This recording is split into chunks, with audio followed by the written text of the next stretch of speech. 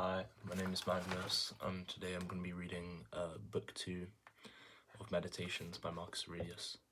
I almost skipped today because I was really busy doing schoolwork, doing further maths, further pure 1, conic sections 2, just working through like the mixed exercises, not the mixed exercises, sorry, all of the exercises because I kind of skipped over it when I was preparing for my Cambridge interview.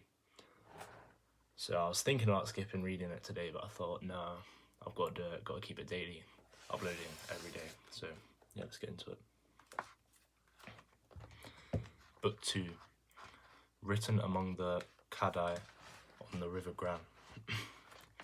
Say to yourself first thing in the morning, today I shall meet people who are meddling, ungrateful, aggressive, treacherous, malicious, unsocial. All this has afflicted them through their ignorance of true good and evil. But I have seen the nature of good is what is right, and the nature of evil what is wrong. And I have reflected that the nature of the offender himself is akin to my own, not a kinship of blood or seed, but sharing in the same mind, and the same fragment of divinity. Therefore I cannot be harmed by any of them, as none will inflict me with their wrong. Nor can I be angry with my kinsman or hate him. We were born for cooperation, like feet, like hands, like eyelids, like the rows of upper and lower teeth. So to work in opposition to one another is against nature, and anger or rejection is opposition. I'm just going to move the light so I can read it easier. Whatever it is, this being of mine is made up of flesh, breath, and directing mind. Now the flesh you should disdain, blood, bones, a mere fabric and network of nerves, veins, and arteries. Consider too what breath is, wind, not even a constant, but all the time being disgorged and sucked in again. That leaves the third part, the directing mind. Quit your books. No more hankering. This is not your gift. No, think like this, as if you are on the point of death. You are old. Don't then let this directing mind of yours be enslaved any longer.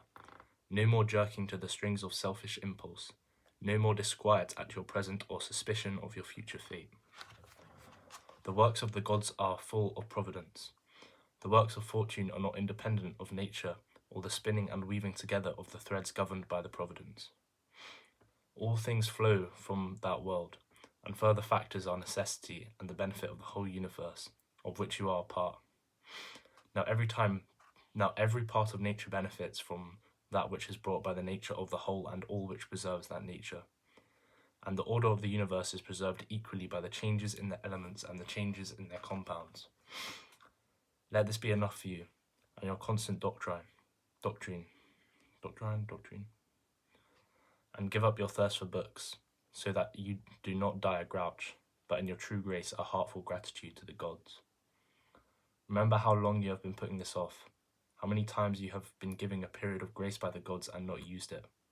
It is high time now for you to understand the universe of which you are a part, and the governor of that universe of whom you constitute an emanation, and that there is a limit circumscribed to your time.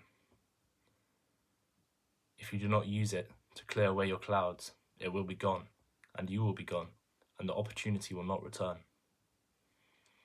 Every hour of the day give vigorous attention, as a Roman and as a man, to the performance of the task in hand with precise analysis, with unaffected dignity, with human sympathy, with dispassionate justice, and to vacating your mind from all its other thoughts. And you will achieve this vacation if you perform each action as if it were the last of your life, freed, that is, from all lack of aim, from all passion-led deviation, from the ordinance of reason, from pretense, from love of self, from dissatisfaction with the fate has dealt you, with what fate has dealt you. You see how few things a man needs to master for the settled flow of a God-fearing life. The gods themselves ask nothing more of one who keeps these observances. Self-harm, my soul, you are doing self-harm, and you will have no more opportunity for self-respect. Life for each of us is a mere moment, and this life of yours is nearly over. While you still show yourself no honour, but let your own welfare depend on other people's souls. Do externals tend to distract you? Then give yourself the space to learn some further good lesson. and stop your wandering. That done, you must guard against the other sort of drift, those who are dead to life, and have no aim for the direction of every impulse, and more widely, every thought are drivellers in deed as well as word. Failure to read what is happening in another's soul is not as easily seen as a cause of unhappiness, but those who fail to attend to the motions of their own soul are necessarily unhappy. Always remember these things, what the nature of the whole is, what my own nature is, the relation of this nature to that, what kind of part is it, what kind of part it is of what kind of whole, and that there is no one who can prevent you keeping all that you say and do in accordance with that nature of which you are a part. In his comparative ranking of sins, applying philosophy to the common man's distinctions, Theophrastus says that offences of lust are graver than those of anger, because it is clearly some sort of pain and involuntary spasm which drives the angry man to abandon reason, whereas the lust-led offer has given in to pleasure and seems somehow more abandoned and less manly in his wrongdoing.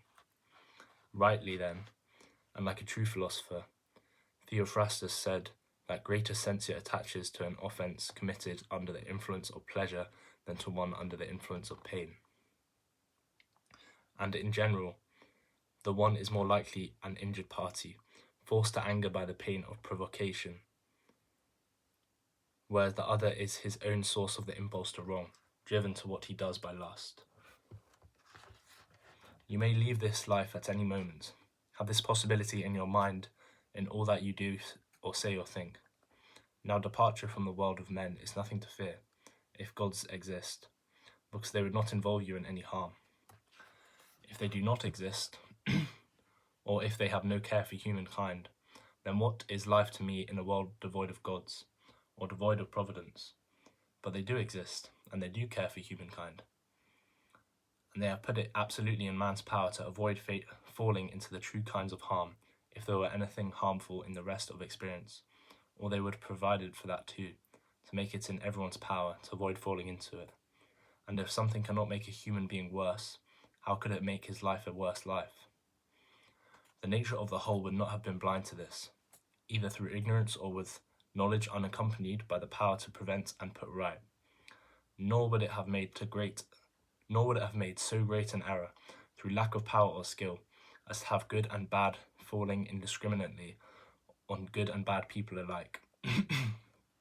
Yes, death and life, fame and ignominy, pain and pleasure, wealth and poverty, all these come to good and bad alike, but they are not in themselves either right or wrong. Neither then are they inherently good or evil.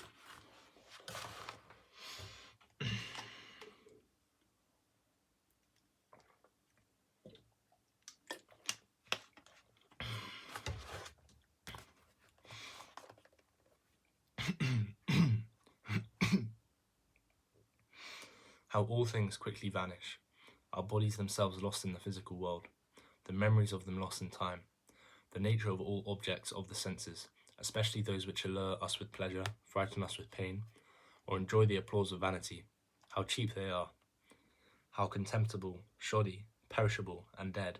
These are matters for our intellectual faculty to consider. And further considerations, what are they? These people whose judgments and voices confer or deny esteem. What is death?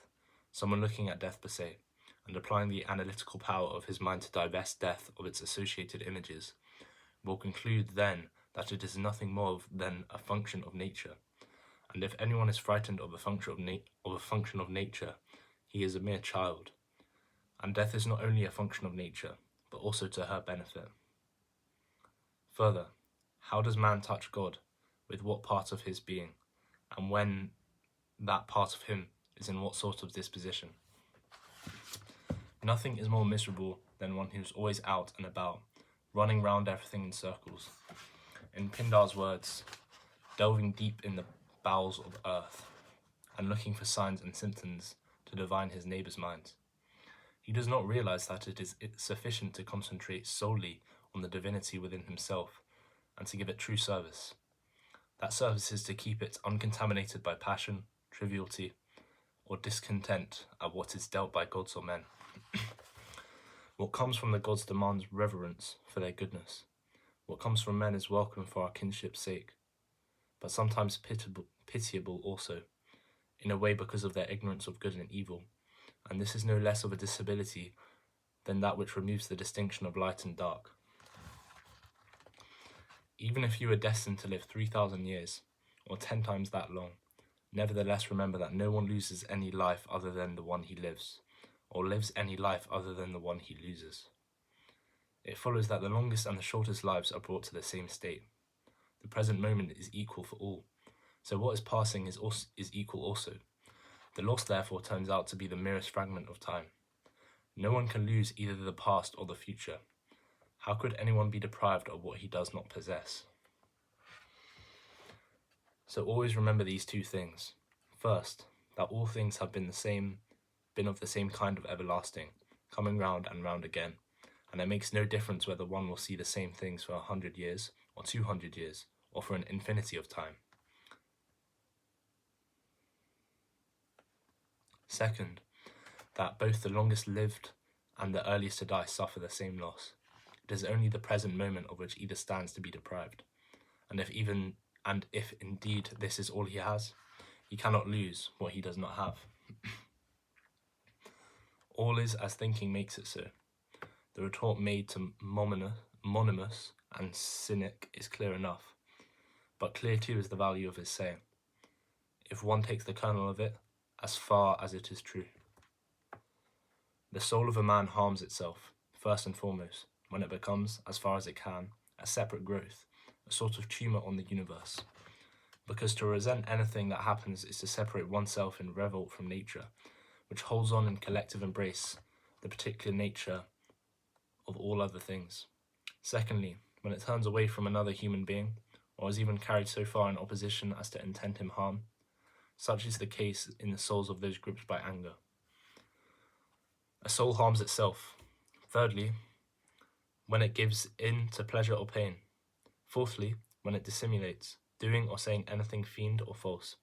Fifthly, whenever it fails to direct any of its own actions or impulses to a goal, but acts at random, without conscious attention, whereas even the most trivial action should be undertaken in reference to the end. And the end for rational creatures is to follow the reason and the rule of that most venerable archetype of a governing state, the universe. In man's life, his time is a mere instant, his existence a flux, his perception fogged, his whole bodily composition rotting, his mind a whirligig, his fortune unpredictable, his fame unclear.